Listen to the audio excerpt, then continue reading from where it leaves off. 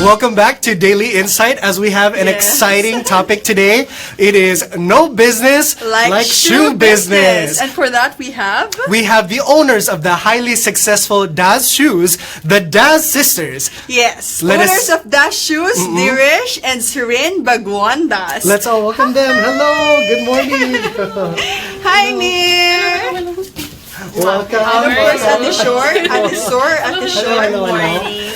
Welcome to our show. Yes, I feel so finally we have privileged to have these beautiful, successful entrepreneurs. The boss babes. We have the owners of Daz Shoes. Okay, we go down to our topic. Ang title natin, No Business Like Shoe Business. A lot of people want to know, what is Daz Shoes? Okay, so Daz Shoes is a high fashion, high heels shoes we cater usually to celebrities and of course to everyone else, and we also have clients abroad. And basically our shoes is like 4 inches to 6 inches, and we can go higher by request. Yes, and we can also do, we mostly do custom-made shoes for the celebrities. Celebrities. Actually, we're flashing photos yung mga customers ng Daz Shoes. Especially for their concerts and for like guestings for their shows. Yes. High fashion talaga, Rand. I hear high fashion, high heels, high celebrities. Okay. Now, how did you start? Okay. How did you start? Yung parang yung concept, yung initial operation. Okay. First, me, Neeresh, and my other sister, Reshni. Hi, Resh. Hello. We were really in love with the shoes, and it's all because of my mom. Yeah, because she's like, we grew up with so much shoes. All shades of shoes. All shades. Flats too.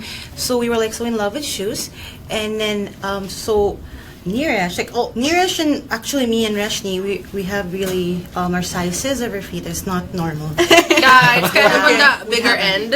So it's kind of hard to look for shoes, like especially when you go abroad or like Japan or China. You know, mostly the Asian shoes market is very small. Yes. So we got super frustrated. And we know the look that we want to have, like you know, to wear. So it just started with that, like the shoes that we wanted to wear.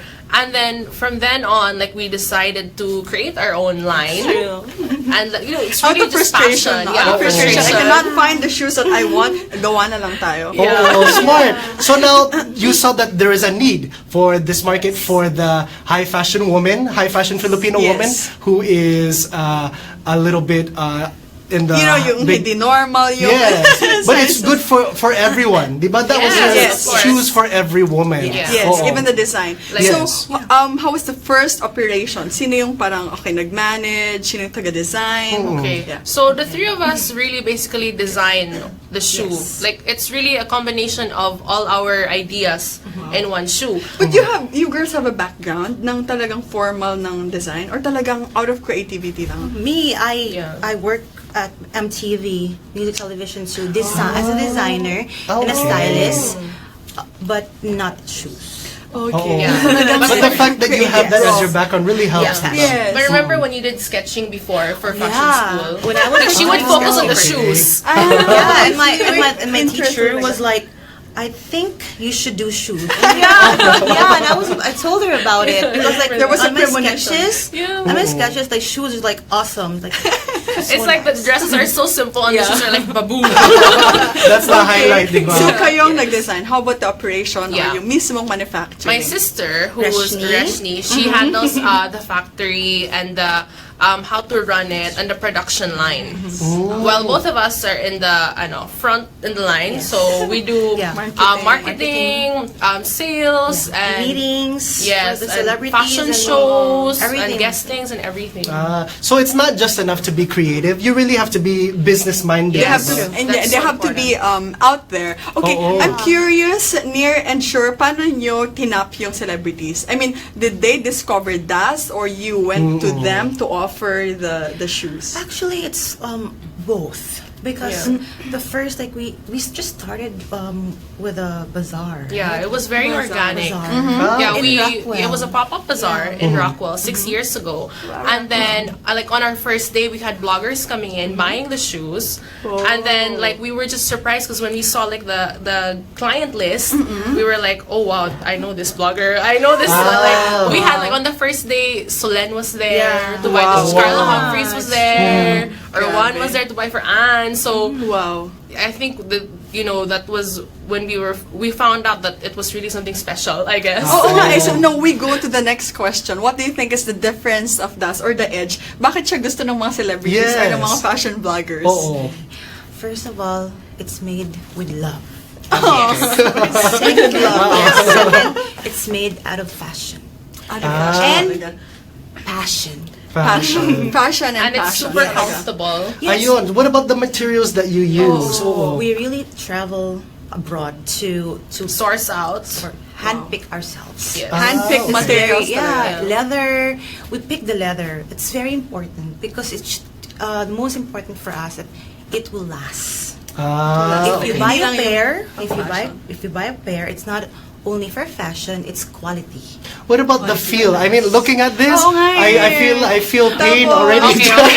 Especially kanina, ang heels daw dapat 4 inches to like 6 6 inches. inches. So, Okay. how do you Yeah. make it comfortable? So Yun yung- we're also famous for making heel-less designs. Like when you see Lady Gaga and when she Yes. performs, there's no heel at the back. Parang may kulang. Yes. Oo, Okay. parang So half there's lang. like an ergonomics part of it, the architectural part of it, where you can actually balance and people run in our heel-less shoes. People wear May it in science, malls. Randy. There's science in it. Yes. They run, they dance, especially Yes, they Kim jump. Chu. Oh yeah, diba? That bench fashion show, she Yes. was doing what you call that? She was doing contortionist something. Oh, In your grabe. heels. Yes, with the 7 inches heels. Wow. So that's number one. It's made out of Dancing talagang with the 7 inches heels.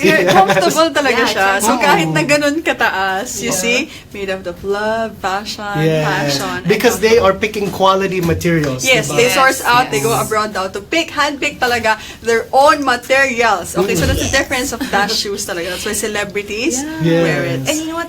Just because you asked the question, I remember. I remember the boyfriends going to our shop, but going to bazaar. Buying And for the asking us girlfriend. like, you know what? My girlfriend loves Das, so I'm here. Can you please help me pick? I'm like, and there's like, why? I'm really wondering why my girlfriend loves the shoes. I'm like, you know what? What's your size? I'm like, So you we make try them fit it. for real. Talaga Yeah, I make Like real men Boyfriend. wearing Really? heels, Yes. and they're like, okay, I feel the paddings. It's really comfortable. That's this is why. real talk. You should try one mamaya. What's your size? I don't think you have my size. May dala daw silang pair for you. Sige, ikaw na lang mag-try. And then may magrarampa ka mamaya. So that's why, okay, no wonder why celebrities and other customers love Dash shoes. It's very high fashion at the same time. It's comfortable.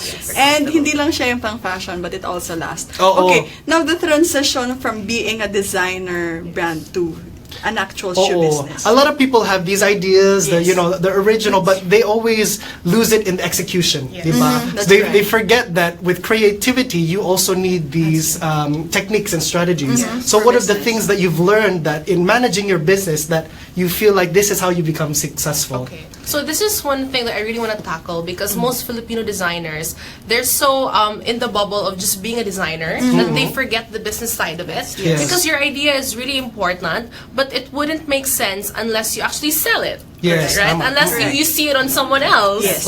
So I think one thing to really note is that you should really read a book or go to forums or anything like that can help you really improve on the business side of it. business side. Yes, the sales, the marketing, and how important that is. Not just the design, really. Yes. So was that your part of the business? Sa Three Sisters, ikaw ba yung the business side of it?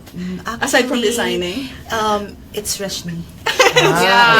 She's the businesswoman. Siya talaga yung She's very good in math. She's very good Yeah, in we're so bad in math. Actually, Rashmi, she doesn't sleep. All she thinks about is business.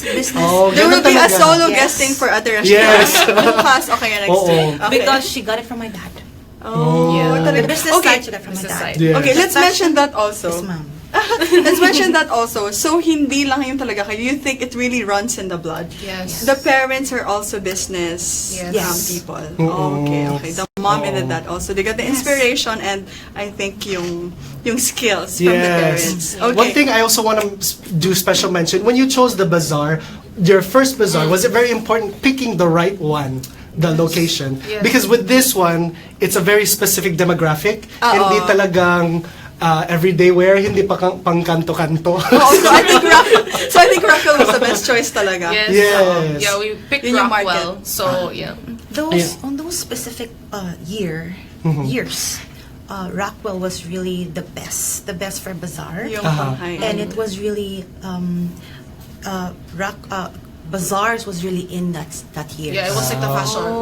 Talaga. You should Super like, sale it's a must. bazaars. When was Yes. this? 2011? 2012? Yes. Yes. Oh. Bazaar was a thing then talaga. Like everyone went to bazaars. All the celebs went to the bazaar. All the designers went to the bazaars. Yes. And Okay. Rockwell, of course, like for high-end market. Yeah, so like what you said about learning, you gotta know what is your market and where are the people that you want to reach out to.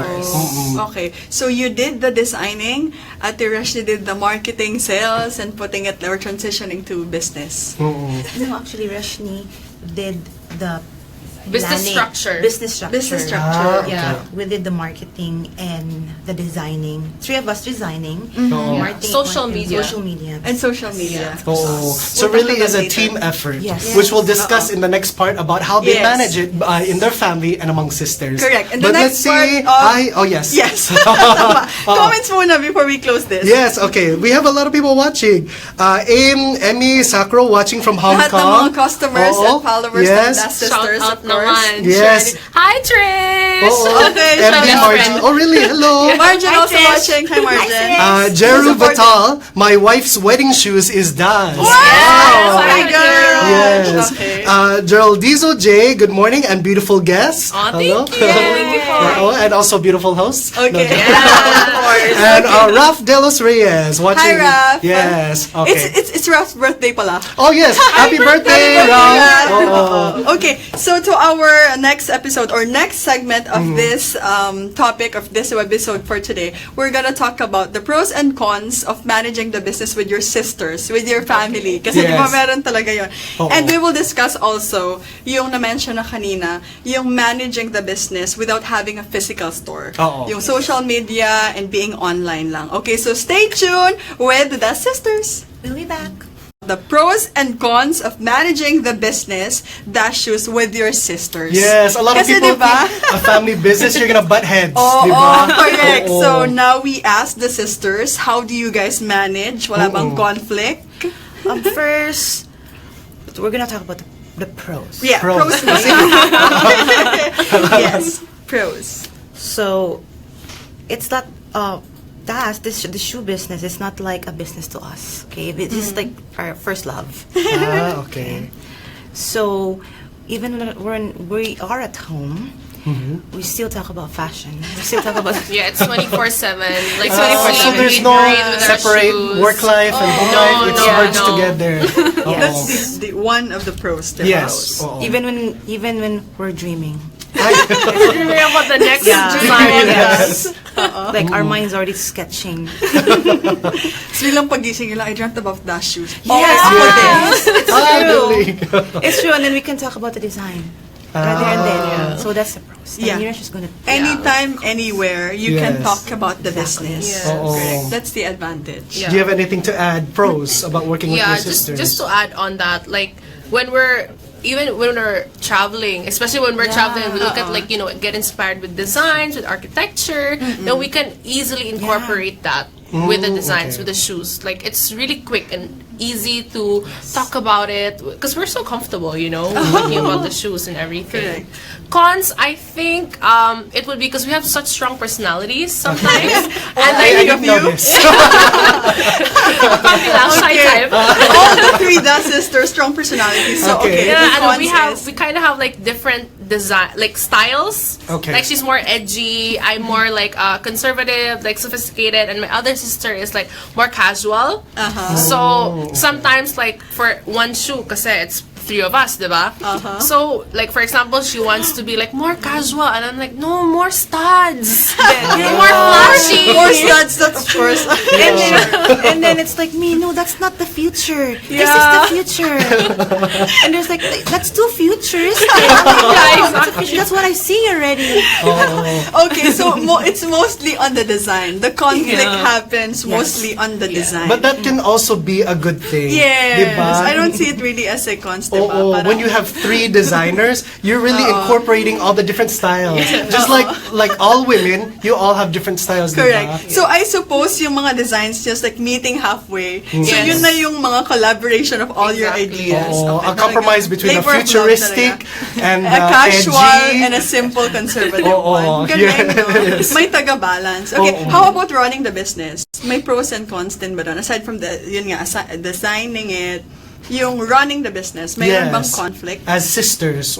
I think what's good with us is that we know what we're good at. We know, like, for example, my sister, when she runs a factory, we really don't intervene with her because we know that's her forte, you know? Yeah. And for me, like, social marketing, like, that's what I do. Instagram, Facebook, social sa'yo na media. yan. Yeah, so There's they like trust tradition me. of labor. Yes, Yeah. exactly. They Ayun. trust me in that. So it's like, you know, like, it's like the government, like executive, judiciary, and legislative. You don't touch on it. let's go. It's equal. Okay, let's do May checks and lawyering. balances pa. Oo. So that's good. See, each person is specialized in their own area. Yes. That's how you build a good team. Like that what we discussed in all of our other episodes. And also that's good na na-mention ni Neeresh, may separation of powers. Okay, I'm not gonna intervene, that's your forte. Yes. This is mine. Okay, so okay, That's the good. most important thing, because if you meddle with the other forte, then it's like you don't even know that, and that's Yeah, Yes, it's correct. Respect is very important. Yes. So, can you say that it's more pros than cons? Yung managing a business with your family? With us, I think Us, yes. Yeah. Yes, or siguro depende talaga din sa relationship. Yes. But even sisters. before you started your business, were you already close together as sisters? Super. So we that's can what's see naman, important. diba? Sama na natin si mommy. Ganun sila ka-intact, super intact. So Okay. before they started the business, they were already had a strong relationship. Yes. So even though they do butt heads, you know that you're working together for this business. Yes. And the fact that they really enjoy it. And Yes. also, Randy, we learned that there's actually no physical store ng Dash Shoes. Oo, there's Talagang not. online lang. So, now we ask them, how do you preserve the brand without actually having a physical store? Yes. Yes. Okay. So this is like a unique path that we really like. We already foresee this, like, because years ago, like in our first year, major malls were already going up to us, emailing us. They wanted us to have a physical store, but we were all very strong and we said no, like we don't. Yeah. That's not the path that we want to go to, because I mean, for us, we already saw like online was really the future. Yeah. Like I mean, that was My that was the rise of Instagram. That was that was Yes. when like Facebook really just blew up. So Yeah.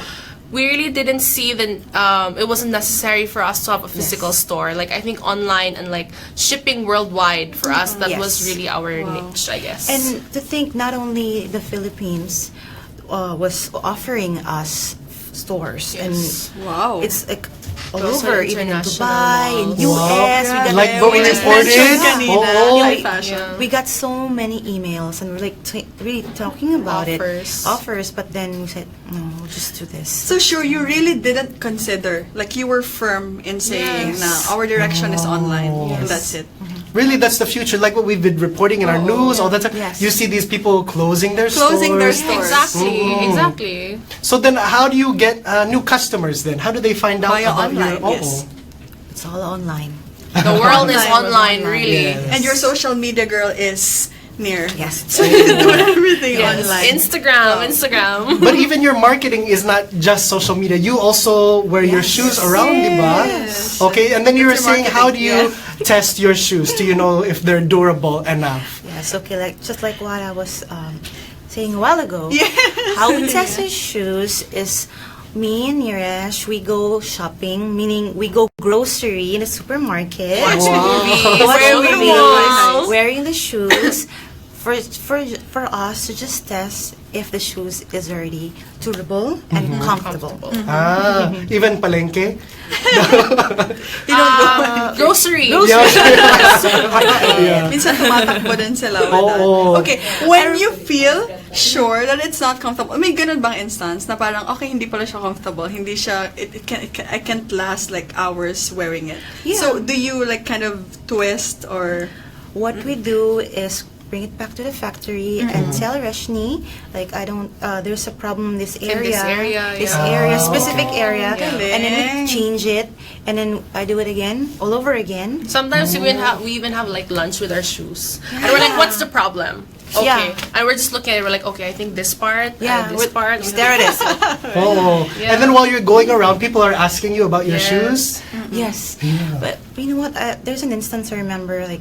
Vice Ganda was wearing our shoes. Really? I saw that. I saw that on his Buying Instagram. fish balls. Yeah, Really? buying So, quick. pang Yes. kanto-kanto, pwede naman. It's up to you. Oo, up to you talaga. Kasi comfortable eh. High fashion na comfortable. Okay, so you don't see you guys putting a physical store. You will stick online and you will do good at it. Yes. Online lang talaga. But even though you're online, you still have international customers? Yes, we do. Wow. Where's some of the countries that you've sold to? We've shipped, I think, all over the I think world. all over the world. We've shipped in Africa, India, London. We have really like All parts of loyal US. clients from London, and of course, there's a lot in USA. Japan, Lots. Japan, also Asia, Singapore, actually Really. all over the world. Have you seen your shoes in like Fashion Week and things like that? Yes, we actually had one in LA Fashion Week last year. Wow. And then there's also Hollywood celebs that have worn our shoes, like Lil Mama, JoJo. Yes. Really? So really a store nowadays really is not so necessary anymore. Correct. That's the living proof, you know. Yes. That's just like, you don't need a physical store. Okay, so what Also specific MTV, platforms? right? MTV, the new artist wearing shoes on MTV. Yeah, I saw that Instagram post. BB Rexa also. So na-surprise kayo lang na nakita niya sa MTV. You didn't really send her that. Actually, I know we have a showroom, Yes, we have a showroom. but it's not open for public, you know. Okay, So yes. it's a showroom there only for that they can celebrities. order for Yes. abroad. Well, do you send it showroom directly to the online. celebrities or do you send it to like their stylists? We send it to the showroom, Okay. The showroom and then lang. their stylists pick it up there. Galing. Saya. Oo. Okay. Let's say hey hi to some of the people who are watching. A lot of viewers today. Oo. George Alo, hello mga beautiful. Sana kasama ako doon. Kyle Nofuente, hello, watching. Kyle. Anna Marie Cui, watching from Las Vegas. Yes. I know there's also high fashion now in Las Vegas. Do you have clients there also? Yes, we do. Wow. Okay. So make sure to keep watching and leave us your comments. So stay tuned for the next part of today's episode. How do you collaborate with these people, influencers, designers, and celebrities? So first of all, like for example, designers during fashion shows and photo shoots we also collaborate with editors for magazines. So they call us up, they have our number, and then for example they have a theme where it's like floral. So and then they have like for example the textile that they are already using. So they could also like pitch it to us, and then we're gonna work from it and design from there. So basically, they send us their pegs, and then we put das on it. Oh, okay. Now, but how early before the shoot do they need to contact you? Actually, it's different. It depends. Like Oo. for magazines, like a month.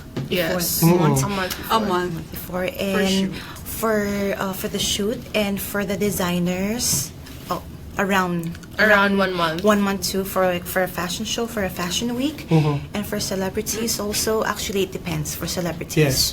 Because sometimes they have like a show for like next week.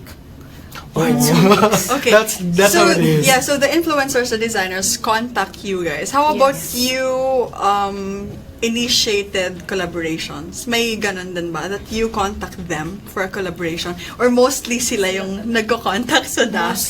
Mostly it's really them. That's how you know you're successful. If Correct. they're the ones They're the ones you. going to you. Hindi mo kailangan They're the ones collaborate. lining up for your shoes. Yes. Oo. So are you always open to these collaborations, or there are times that you say, no, ayaw namin yung peg, di namin gusto yung design? Okay, so what are your... Of course, like those people who standards? contact us usually are our friends already. okay. Like friends that are designers, editors, and celebs. So, of course, it's so good to collaborate with someone and give life to their ideas. Yes. So that's always great. But sometimes if we really can't do it, like for example, time constraints, Yes. then we really have to say no because we don't also wanna give compromise, no? compromise the design and the comfortability of it, the quality the part. quality is Yes. important. Especially if you're coming up, if they want a brand new style. Can you really do that in 1 month? That's a little unrealistic. It depends. It depends on the style. Actually, it really okay. depends. Okay. Yes. Pero kung gusto, kinakaya.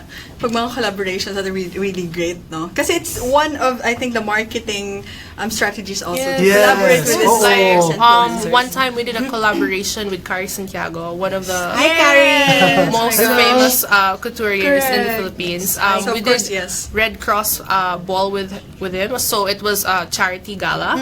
So it was very close to our heart. It was okay. for a good cause. Yes, yeah. And of course, the clothes are amazing. The designs are Yes. so great. Yes. And so we also did like a bench fashion show with him. So like the concept with that was like aliens. Oh, wow. So we we did like alien-looking creature shoes. Yeah. Oh, that's your edgy part that you like. Yes, that's the Yung shoe punk rock. design. Oh.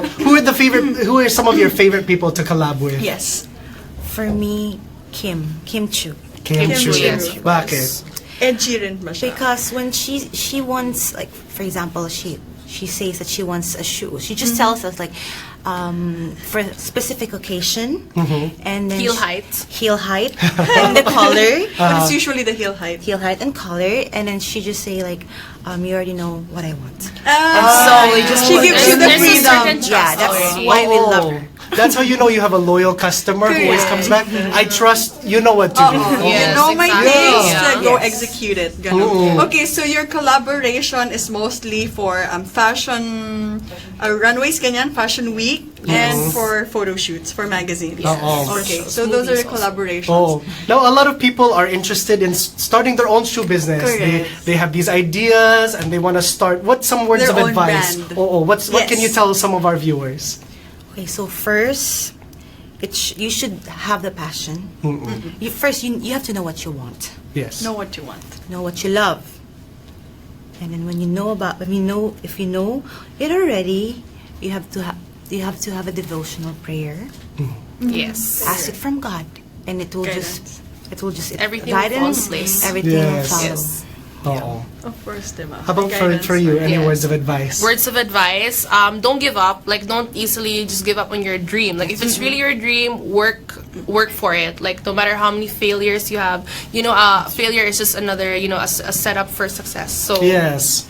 Oo. and pray. Always pray. Yes. Just keep on praying. Words of advice from the very Remember. successful Daz Shoes. It worked for them, so they hopefully would also work for you. For our aspiring entrepreneurs, especially those who want also to get into the shoe business. Yes. Kasi diba, it's not very easy. Oo. Karamihan, RTW, food, ganon. Yes. So it's very, I think, challenging. But coming from the Das sisters, again, you have to know what you want, what you love, and of course, pray for guidance. Yes. A lot of prayers. Oo. Yes. Let's say hi Lot of to some of our viewers. Mark Arthur Lisig watching. Hello! Actually, live. Kevin Who Diambeng watching. Hello. George Alo again. Hello, mga beautiful. Rish, is this your friend? Yeah. Rish. Oh yeah, hi. Hello. From Cebu. Hi Cebu. Okay. Oh, hello to all of you in Yeah. Cebu. And also, Yeah. let's thank our Pares. sponsors, right? Yes, let's thank Bandara Thai Facial Spa, Hi, Ara, who thank makes you. me look good.